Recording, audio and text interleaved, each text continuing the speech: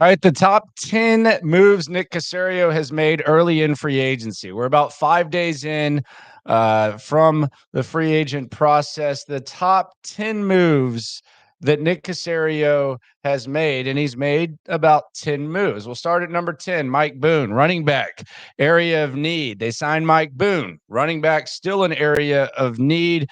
Maybe they think there's some untapped potential there.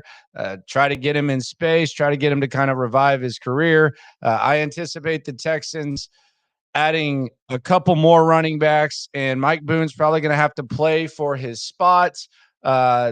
Don't feel much different about the running back position now than I did before. You got Dameon Pierce, and you have a lack of depth. You're going to need more backs, but we'll see what Mike Boone can do. He's number 10. Number 9, Chase Winovich. A lot of you remember him from his days at Michigan when he had the long blonde hair.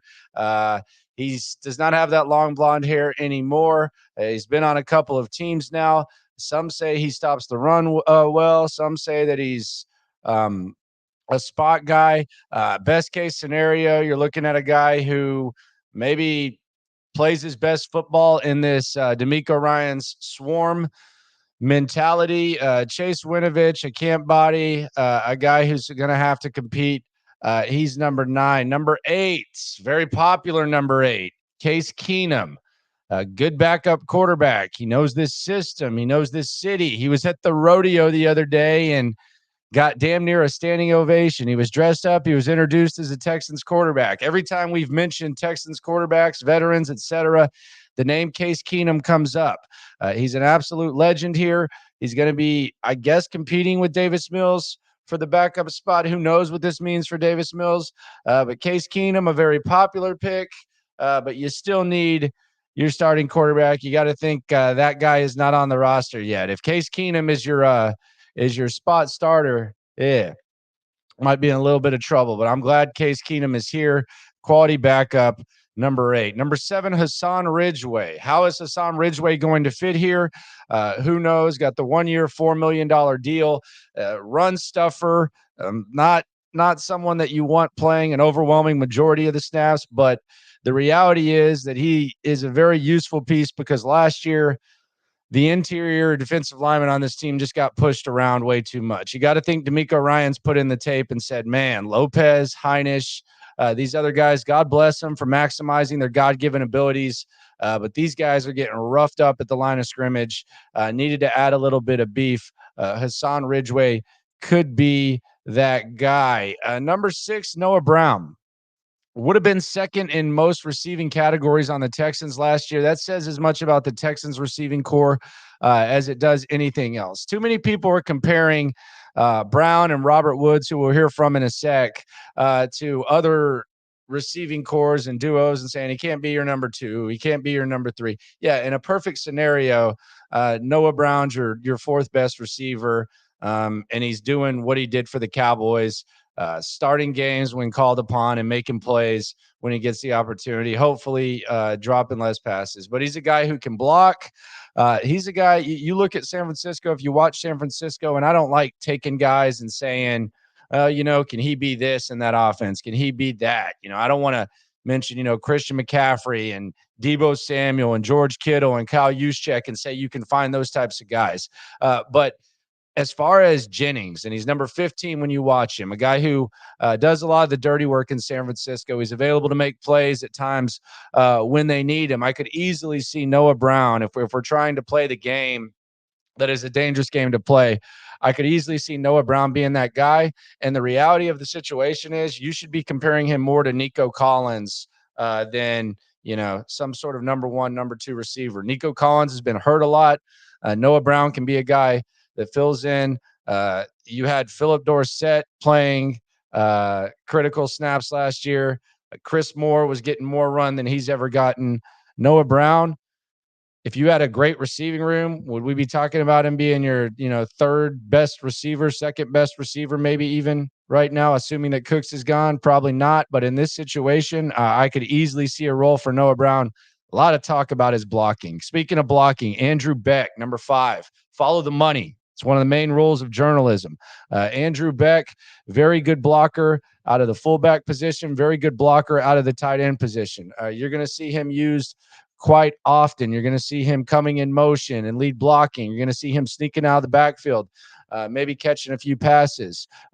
For whatever reason, Andrew Beck gets the trust of his coaches no matter where he is. Tom Herman at Texas probably used him a little bit too much.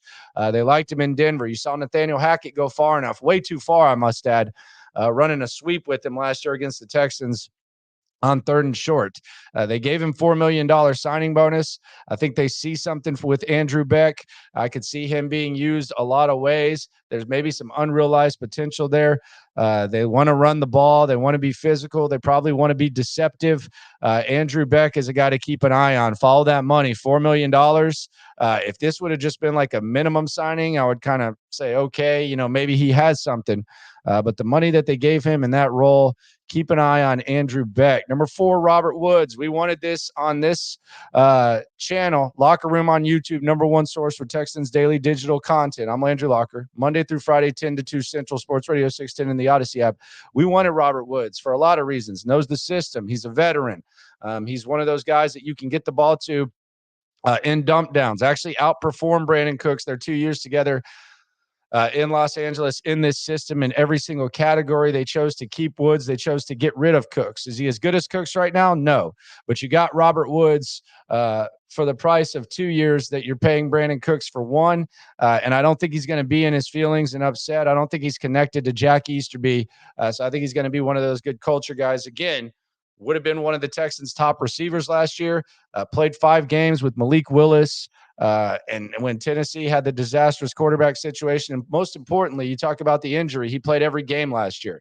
Robert Woods, a very good signing, one that I wanted them to do, and they got it done. He comes in at number 4. Number 3, Shaq Mason. Texans needed to block better when it came to running. Shaq Mason, that's what he does. He run blocks. Did it at Georgia Tech with Paul Johnson, did it in New England, and then went and did it for Tom Brady in Tampa Bay. He was likely going to be released by the Bucs. Texans swoop in, throw in a pick swap, and they pay that salary, and they immediately release A.J. Cann. So they feel they've improved at right guard. They'd like to run the ball a little bit more. He makes that a little bit easier. Shaq Mason, still need the center, but you got the guard, and hopefully you get a better Kenyon Green. Trenches got better. Offensive line improved. They're a good center away from actually being a pretty good offensive line. Number 2, Sheldon Rankins. His best Pro Football Focus ranking last year, former first-round pick. He's had 8 sacks in a season. He's going to be a leader on this team. Extra body. He's still under the age of 30, and he's trying to prolong his NFL career. He's trying to get more opportunity. Sheldon Rankins, decent part of what the Jets did. Again, follow the money. You're looking in the $10-11 million range, which was probably $1.5-2 million more than what many anticipated his market value would be.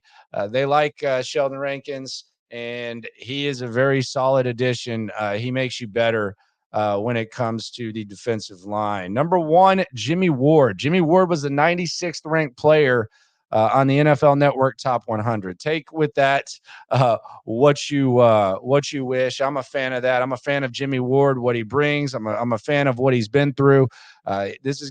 He's played for one and done coaches before in San Francisco. He knows what this process is like. He was there when Shanahan got there after playing for Harbaugh, Tom Sula, and Chip Kelly. He's going to be paired up with Jalen Petrie. He's going to guard nickelbacks. He's going to be a leader. He's going to make hopefully Stingley and Petrie better, and he's going to add some nastiness to this squad. So Jimmy Ward comes in at number 1. Big Jimmy Ward guy here. I think he adds a hell of a lot of things, allows DeMeco Ryans to have someone who knows this system, some leadership, some nastiness, and in my opinion, the best signing for many reasons. DENZEL PERRYMAN, the big news, he is visiting right now, former Pro Bowl linebacker, a little bit banged up. We could get some news on him relatively soon. If he is in the mix, I think we got to put him anywhere between 4 and 5. It's definitely an upgrade over what they got at linebacker. So I would put him, right there in the Woods Beck territory. But if he's playing ball like he did a couple of years ago, then I mean, he could. If we revisit this list, and we will at the end of the season, he could end up being way near the top. Subscribe, like, spread the word. Number one source for Texans daily digital content. I'm Landry Locker. You can hear me in the loop. Odyssey app, AUDACY, Sports Radio 610, home of the Texans. We got a lot to react to. Nick Caserio actually going to be on the station next week, so we'll hear what he's got to say heading into the draft, which we're inside 6 weeks from. We're inside. How about that? 6 weeks from today, we will be reacting to day one of one of the most important drafts in Texans history. So business is picking up. You got your coach. You've added maybe 4 or 5 starters, and you still have all this draft equity, and you still got plenty of time to sign some other guys on the market, including DENZEL PERRYMAN, who's in town. No matter what happens, no matter who they sign, no matter who they trade, no matter who they draft, when it comes to this Texans thing, we are all in this together